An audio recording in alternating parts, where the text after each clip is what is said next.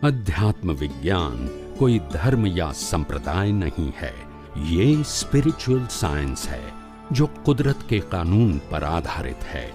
ये विज्ञान पूरे ब्रह्मांड के सभी रहस्यों को उजागर करता है और जीवन के सभी पहलुओं को समझने के लिए एक नई दृष्टि देता है।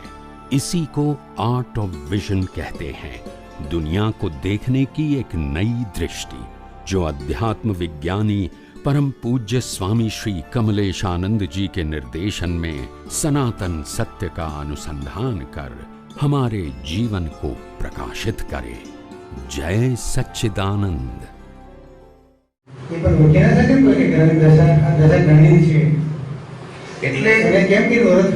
જ્ઞાનીની દશાને ઓળખવા માટે પહેલી વસ્તુ આપણી પાસે ડેવલપમેન્ટ જોઈએ, દ્રષ્ટિ જોઈએ અને આપણી દ્રષ્ટિમાં નિર્મળતા જોઈએ। શું જોઈએ? નિર્મળતાનો મતલબ થાય જેમ છે તેમ જોઈ શકીએ આપણે દશાને, કારણ કે વચ્ચે બુદ્ધિ એનું કામ કરે। શું કરે? બુદ્ધિ કામ કરે।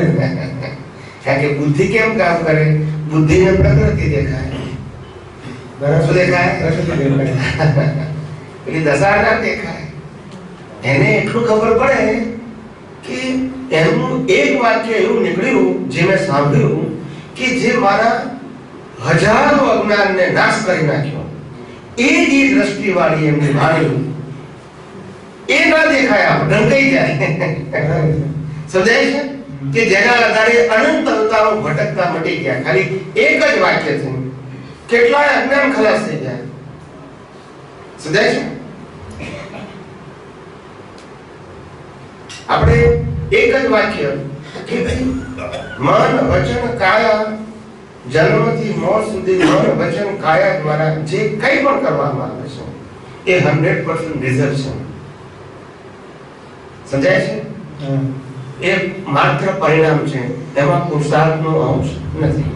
હવે આ એક જ વાક્ય જો આપણને યથાર્થ સમજાય તો આપણને ખ્યાલ આવે કે પુરુષાર્થ અંગેની જે રોંગ બિલીફ છે એ ખલાસી જાય છે, જે જગતના લોકો જાણે છે। આ એક જ રોંગ બિલીફ તમને કેટલો ફાયદો થાય તો વિચારી લેજો। એક વાક્ય સમજાઈ જાય તો, એટલે જેના વાક્યની અંદર કુદરતી પાવર હોય, કેવો હોય? પાવર ક્યાંથી આવે છે? અનુભવ પ્રમાણથી।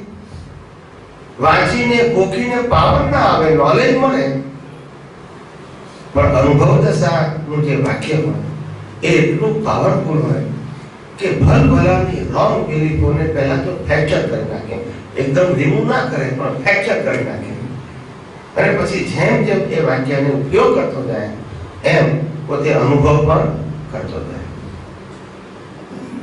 આ જ રસ્તો છે।